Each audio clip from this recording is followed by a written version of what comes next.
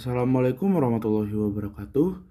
Kami dari kelompok 4 yang beranggotakan Nasrul Deva Pratama absen 16, Reva Bayu Safadiansyah absen 17, Ricardo Dava Satria absen 18, Rian Arif Satrio absen 19, Salwa Nadira absen 20. Di sini kami akan menjelaskan tentang blok diagram dari podcast.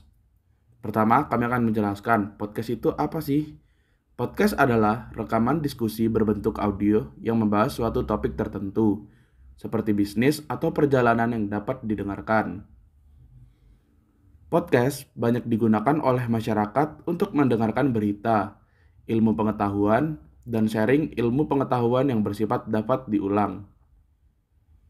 Podcast terbagi menjadi dua, yaitu podcast audio, yang dimana podcast ini hanya dapat didengarkan melalui suara saja, seperti pada media platform Spotify. Otomatis masih ada influence dari Inggris gitulah.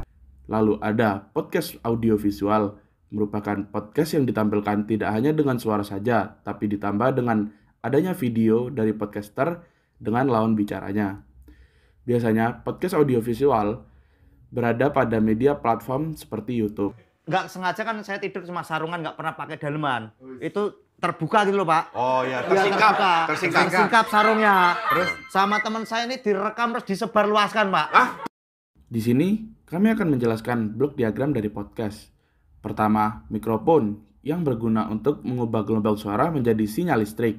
Pada bagian ini, suara yang dihasilkan kurang bagus atau adanya noise.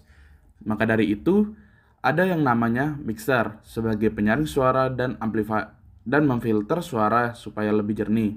Pada bagian mixer ini tersambung dengan perangkat laptop sebagai perecord hasil suara yang disampaikan.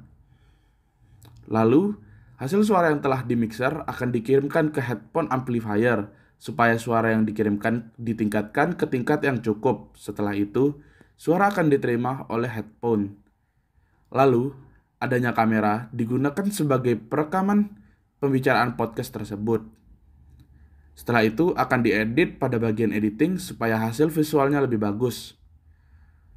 Lalu, ketika semua sudah siap, tinggal di-share ke publik untuk menjadi tontonan publik dan pendengar podcast.